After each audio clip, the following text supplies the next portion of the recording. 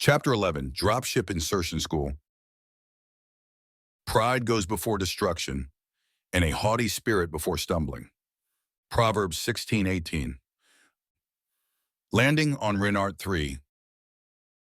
The Dominion's thrusters roared to life, signaling the final descent into Renart 3's atmosphere.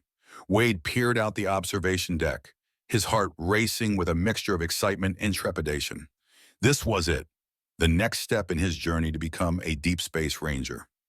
As the mammoth starship broke through the cloud cover, the sprawling expanse of the planetary training facilities of the Flight Academy came into view. Vast complexes of buildings and landing pads stretched across the verdant landscape, interconnected by a network of roads and transport rails. Lush green forests and fertile farmlands surrounded the military installation, a stark contrast to the barren dust bowl of Carthus 7. A small town, obviously supported by the military's presence, housed the families and businesses catering to the needs of the personnel stationed here. A typical GI town. Aircraft of all kinds making circuits over the immense starship port made it obvious to the casual observer that many pilots were in training. In the distance, Wade could make out the outlines of dropships and armored personnel carriers, no doubt utilized for simulated combat exercises against the backdrop of rolling hills and fields of grain swaying gently in the breeze. A voice crackled over the ship's intercom, announcing their imminent arrival. Wade turned to see Jay approaching, a warm smile on his face. "You ready for this, brother?" Jay clapped him on the shoulder. "Dropship Insertion School is going to be no joke." Wade nodded, a confident grin spreading across his features. "I was born ready. After everything I've been through, this will be a cakewalk." Jay chuckled, shaking his head.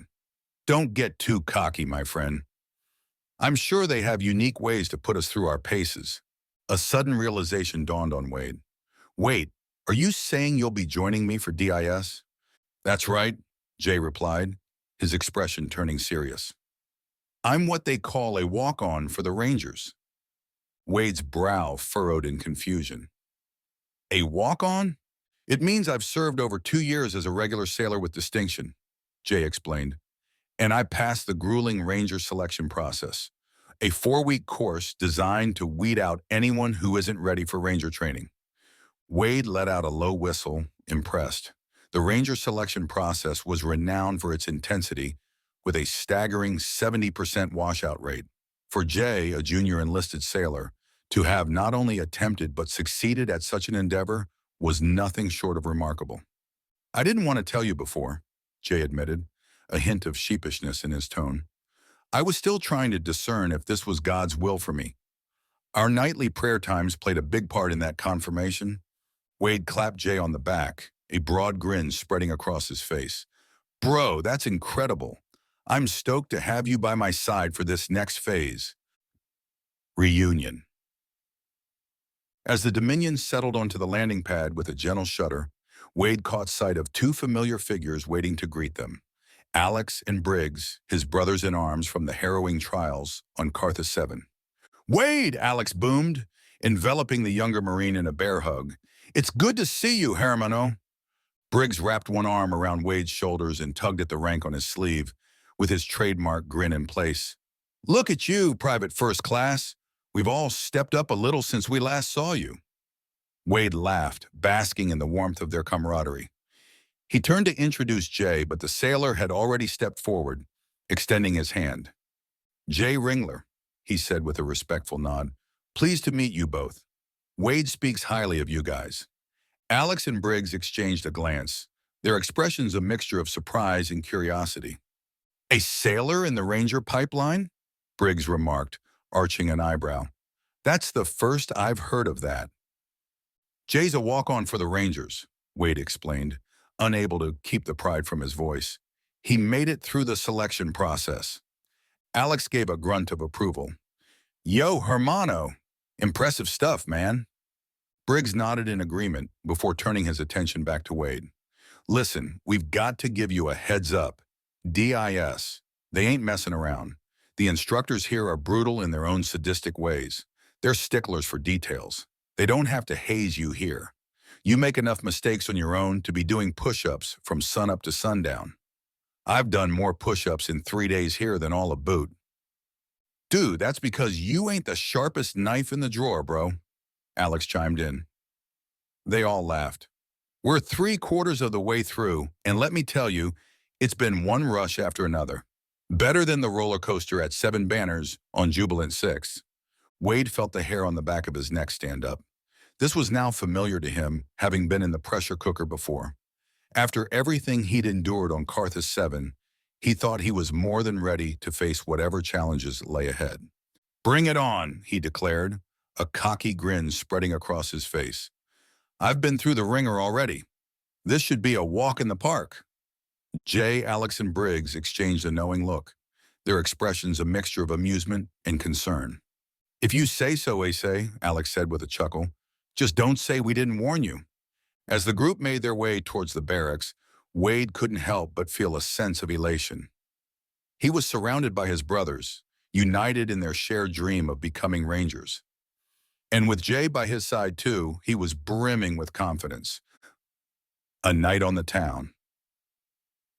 Hey, listen, Briggs broke in, a mischievous glint in his eye. Since you won't be starting DIS for another week, how about we show you around town? There are some great spots to let off some steam after a long day of training. Wade's heart skipped a beat at the prospect of experiencing a taste of freedom, of pressing into his newfound adulthood. He opened his mouth to respond, but Jay beat him to the punch. Thanks, but I think I'll spend some time in prayer and hit the rack early, the sailor said, his tone respectful yet firm. You all have fun. A pang of guilt gnawed at Wade's conscience.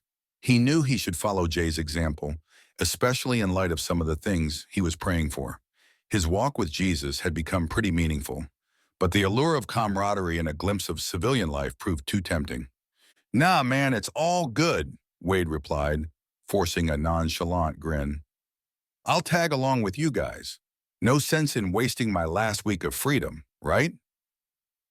Jay's expression remained impassive, but Wade couldn't help but detect a flicker of disappointment in his friend's eyes. Nevertheless, the sailor simply nodded and excused himself. Wade followed Alex and Briggs to the main gate to catch an aero ride. As they ventured further into the town surrounding the military base, the quaint storefronts and family restaurants gave way to a seedier side of the local community. Neon signs flickered in the dimly lit streets, advertising bars, brothels, and other unsavory establishments. Wade felt completely out of place as he witnessed the debauchery unfolding before his eyes. Drunken brawls erupted spontaneously, while shady deals were conducted in hushed tones in the shadowy alleyways. This open display of vice and moral decay was a harsh juxtaposition to the disciplined environment of the Marines. He had heard rumors of such places existing on the outskirts of military installations, but the unabashed depravity still managed to shock him. The trio ducked into the first bar they found, not wanting to get too far from the moorings the base represented. But as the evening wore on, Wade found himself swept up in a whirlwind of revelry. Alex and Briggs seemed intent on showing him the best that Renard 3's nightlife had to offer, from raucous bars to vibrant clubs pulsing with music and energy. At first, Wade reveled in the newfound freedom, indulging in the thrill of adulthood without the constraints of military discipline. But as the hours ticked by, a nagging sense of guilt began to gnaw at him. He couldn't help but wonder what Jay was doing. Wade knew he was off track and sure God wouldn't be pleased with his choices. The following morning, Wade awoke with a pounding headache and a churning stomach, the consequences of his overindulgence weighing heavily upon him. As he dragged himself out of bed, he couldn't help but feel ashamed, not only for his actions but for the grief he knew he was causing his Lord. Yet as the day wore on and the evening approached, the cycle repeated itself. Alex and Briggs would come knocking, all grins and bravado, and Wade found himself powerless to resist the siren call of revelry. Sunday morning arrived and Wade slept in, ignoring his conscience that he should go to chapel. He knew he needed the fellowship and instruction, but the allure of rest and recovery from his week of carousing proved too strong. Monday morning rolled around too quick. At 0545, he was standing in formation with 200 other Marines and sailors, mostly Marine regulars that would attend the first 3 weeks of training. He and his Ranger candidates would stay for another 6 weeks of indoctrination and drops for the low insertion part of the training. Wade thought to himself, whatever that means. Jay shoved his way next to Wade just as the first sergeant stepped in front of the company. Wade couldn't help but feel a twinge of regret. He had allowed himself to be swept up in the moment, indulging in freedoms that had ultimately distracted him from his true purpose. But Jay's expression was one of understanding and acceptance, reminding Wade that he had a friend. He had to do better. He would do better. The first sergeant belted, "Company! 10! Shun!" The demonstration. Sergeant Grimshaw marched the fresh crop of DIS candidates across the bustling military installation to an open field on the outskirts. "Fall out, jellies, and take a seat in the bleachers," he bellowed. The new recruits, dubbed jellies by their instructors, exchanged bewildered looks as they shuffled into the stands. What new torment awaited them during this phase of training?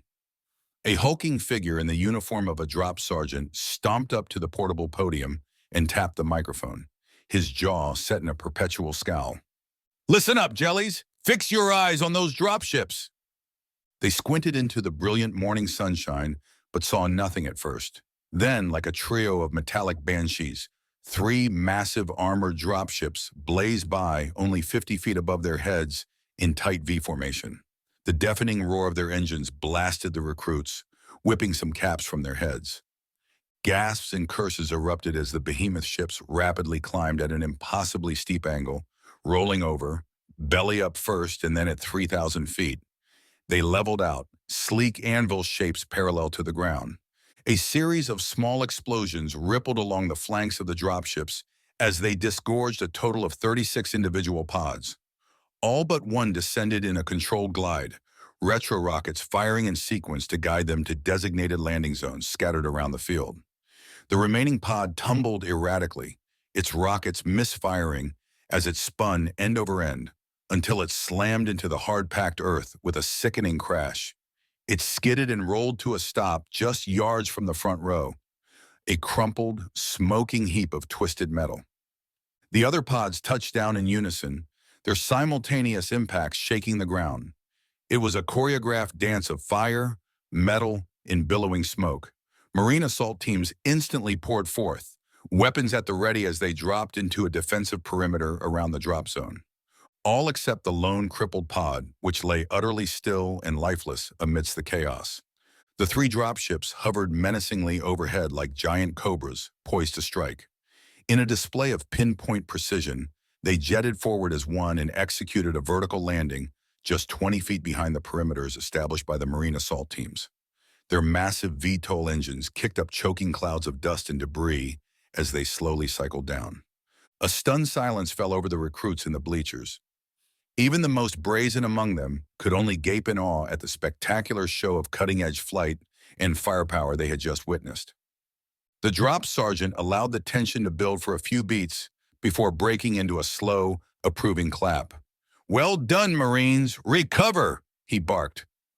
Most of the jellies quickly joined in the thunderous applause, whooping and hollering their approval. Others remained frozen, eyes wide, still trying to process the overwhelming assault on their senses. First Sergeant Grimshaw stepped up to the podium, his face an inscrutable mask. "Jellies, you've just had the privilege of meeting your drop instructors," he announced, jerking a thumb over his shoulder at the heavily armed Marines. He let his words hang in the air as all eyes were drawn to the mangled, smoldering wreckage of the errant pod. Its grotesque form seemed to embody the ever-present specter of death that haunted these training exercises. Grimshaw's voice took on a menacing growl. "So, who wants to quit before we really get started?" 25 hands meekly rose. The first sergeant's lips peeled back in a feral grin. "Sergeant Hayward, escort this worthless garbage heap out of my sight. Get them reassigned to something more gentle. I don't have time to mess with quitters." The grim-faced Hayward snapped a crisp salute. "You heard the man, quitters, fall out and form up on me." He gestured contemptuously at the pitiful cluster of raised hands. Dropship familiarization. Wade giggled like a third grader. Jay elbowed him to quit with his own excited grin from ear to ear. First Sergeant Grimshaw continued, "Now we are down to 175 or so, but that's not the end of the bloodletting. Give your attention to Drop Sergeant Schwartz. Sergeant Schwartz double-timed to the still smoldering defective drop pod. Pointing to it with his hand like a knife, he announced with contempt, "And this is why we call you jellies. You fail to pay attention and follow each and every one of our extremely precise instructions, and we'll be spooning your remains out like strawberry jam to send back to your mammy. So until you graduate, jellies, that's your name. A not-so-subtle reminder that you better stay alert to stay alive. Now, as for the unfortunate Marine inside this here pod, ain't none. We just like to get your attention right up front and weed out the weak. Are there any questions, jellies?" The whole bleachers erupted with, "No, Drop Sergeant! Then let me tell you about the mighty Thunderhawk dropship." The Thunderhawk is a flying armored personnel carrier capable of planetary insertion from high orbit or just above the trees. Its avian shape cuts through the atmosphere for extreme low-altitude hot drops behind enemy lines. The hardened ceramic steel nose can withstand scorching re-entry conditions. Twin laser cannons below the cockpit provide anti-armor firepower. 4 massive plasma burn engines arranged at the corners give the Thunderhawk incredible thrust for high-speed aerial maneuvers and deceleration during drops. They also enable vertical takeoff and landing. The main troop bay at the rear can carry 36 fully equipped infantry in individual side drop pods with retro rockets. Alternatively, it can deploy vehicles directly into hostile zones. For defense, the Thunderhawk has permacrete-busting cluster missiles, an ion cannon turret, ablative shielding, and electronic countermeasures to brave enemy airspace. As for those drop pods, Schwartz explained, they line the troop bay in rows of 6. These steel and ceramiplast coffins are open on one side with a reinforced outer cage. For standard deployments, we just drop them from 3,000 feet up so the personal retro rockets can do their job and you make a controlled landing. He shook his head. But some of you who like living or dying on the edge, all you crazy Ranger candidates, will participate in 5 extreme low-altitude drops, commonly known as the Crazy D. The Thunderhawk comes in just 150 feet from the deck, really hauling. There is no time for emergency procedures for the Crazy D. If anything goes wrong, you just crash and burn. You got to be out of your mind to hit the ground and immediately engage the enemy like that. First Sergeant Grimshaw stepped in and looked out over the fresh-faced recruits. Most of you will not see that level of training. It's only for the Rangers. But let's just worry about getting through the basic phase, eh? Every one of you who makes it, well, you'll be the toughest hombres in the galaxy. Jade and Wade smirked at one another, picturing themselves as elite operators. Most of the jellies, however, suddenly felt very small and wondered what kind of nightmare they had signed up for.